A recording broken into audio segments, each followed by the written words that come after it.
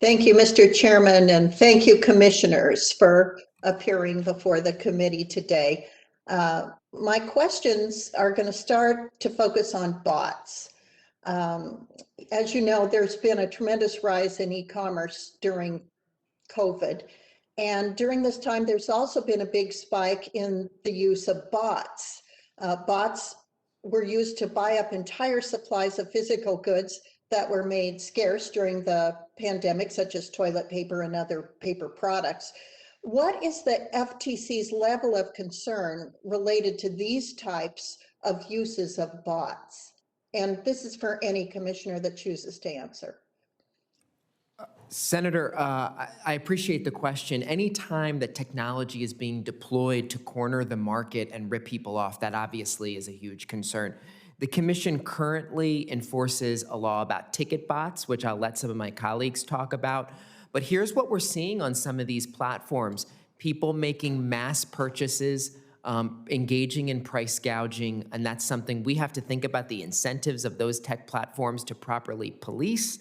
And we need to be working with state attorneys general to crack down on some of the worst of it. But obviously more authority would be useful in addressing that concern.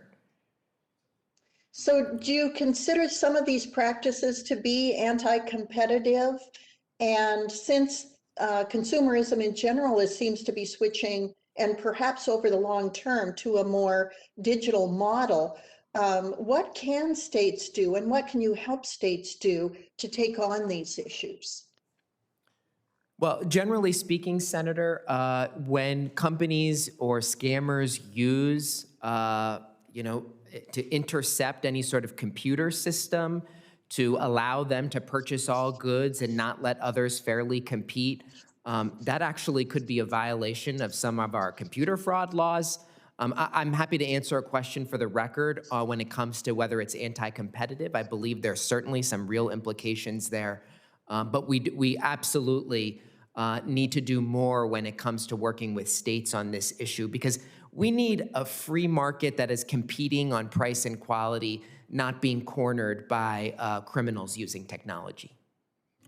Senator, just briefly to add to what Commissioner Chopra said, I think one thing we do need to look out for and to work with states to look out for, to the extent there are participants in the market that are using the guise of computer programs to work together to bid rig or corner markets or whatever it is, then you can very easily tip into anti-competitive territory.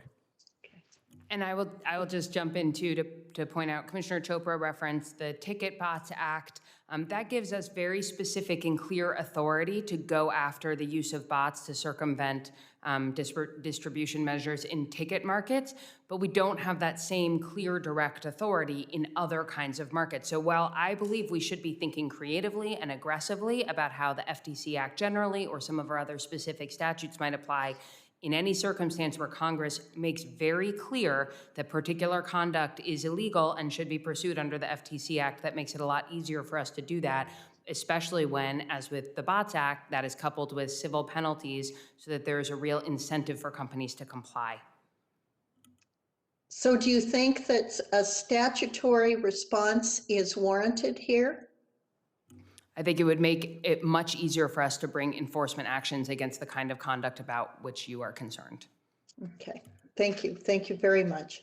Are there particular sectors that are being targeted more than others for scams during COVID-19?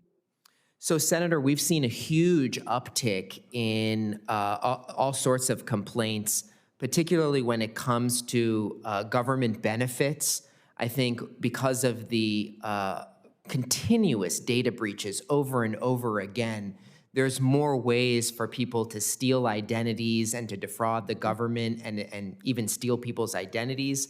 We know that our military service members and veterans report identity theft and other fraud at a much higher rate. We know that seniors are particularly vulnerable.